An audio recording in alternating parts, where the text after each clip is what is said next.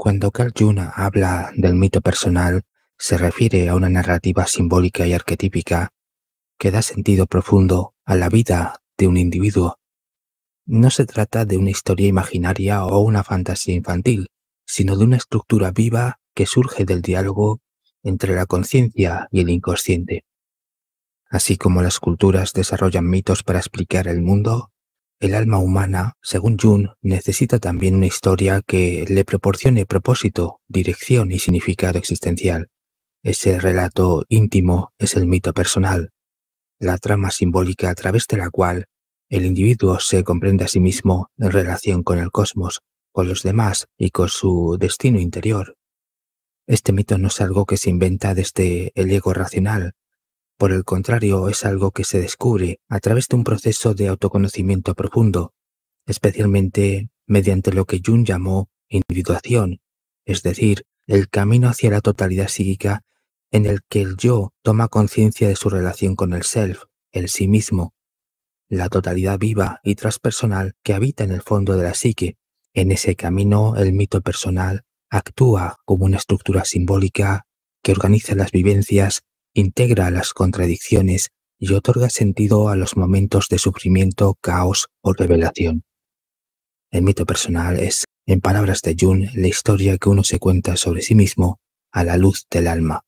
Es una forma simbólica de decir, mi vida no es un accidente ni un sinsentido, sino una aventura arquetípica, una travesía con etapas, pruebas, iniciaciones y descubrimientos. En ese relato aparecen imágenes universales, el héroe, la madre, la sombra, el sabio, el guerrero, el niño divino, etcétera, etcétera. Todas son expresiones del inconsciente colectivo, que a través de sueños, visiones, crisis y actos creativos nos van revelando las constelaciones internas que moldean nuestro destino. El mito personal surge del diálogo con lo inconsciente y se revela gradualmente a través de símbolos, arquetipos y momentos significativos. Por ejemplo, a través de los sueños que nos inquietan o inspiran, las sincronicidades que parecen guiarnos, las crisis vitales que nos obligan a transformarnos, las relaciones que despiertan nuestros complejos y los actos creativos como son el arte, la escritura, la música, todas esas cosas donde el alma se expresa sin censura, sin ninguna fractura.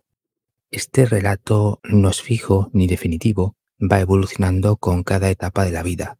Lo importante es que le da coherencia al caos y permite integrar los opuestos que nos habitan, luz y sombra, razón y emoción, cuerpo y espíritu.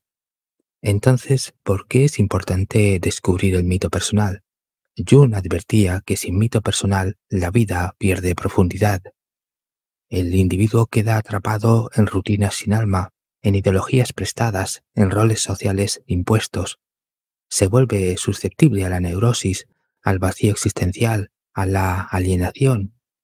Muchas personas, decía Jung, viven los mitos de otros, el de la familia, el del Estado, el de la religión oficial, sin haber descubierto jamás su propio relato interior. Por eso no viven su mito personal, sino más bien viven sin mito o viven con un mito colectivo que no les dice nada. Es decir, muchas personas viven el mito de las masas sociales que las narrativas mediáticas les entregan. Así pues, tener un mito personal no significa encerrarse en un mundo ficticio, sino vivir con una conciencia simbólica, ver en los acontecimientos de la vida señales de un proceso más profundo, sentir que nuestra historia personal es parte de algo más grande. En ese sentido, el mito personal se convierte en una brújula existencial, una forma de orientar nuestras decisiones, relaciones y búsquedas hacia lo que realmente resuena con nuestro ser más íntimo. Por el contrario, vivir el mito personal es el resultado de lo que eliges ser o de lo que descubres de ti mismo. Por ejemplo, el propio Jung tenía una relación íntima con su mito personal. Confesaba que desde joven se sentía como un hombre del siglo XVII, reencarnado en la modernidad, y cuya misión era reconciliar la ciencia moderna con la sabiduría arquetípica de las culturas antiguas. A lo largo de su vida, ese mito se desplegó en su trabajo con símbolos, alquimia, gnosticismo, sueños y espiritualidad. Por ende, Jung no solo estudió los mitos, vivió completamente dentro de uno, y en especial en su casa o en la torre de Bollingen.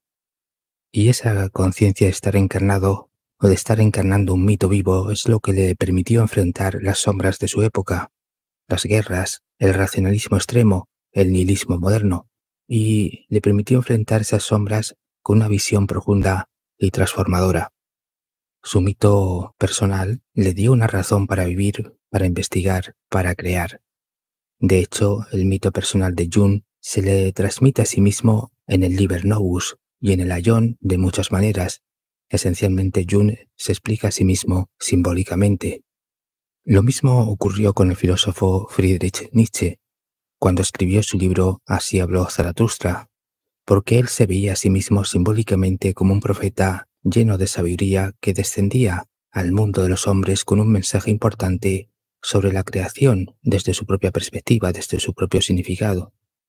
Igualmente, el mito personal de Dante Alighieri se escribió en la Divina Comedia, porque él quería ser el mejor poeta de todos los tiempos, y escribió una historia donde era exactamente eso, una historia que intentaba resolver diferentes facetas de sí mismo y reflejaba parcialmente su viaje interior usando simbolismo cristiano debido a lo importante que era para él.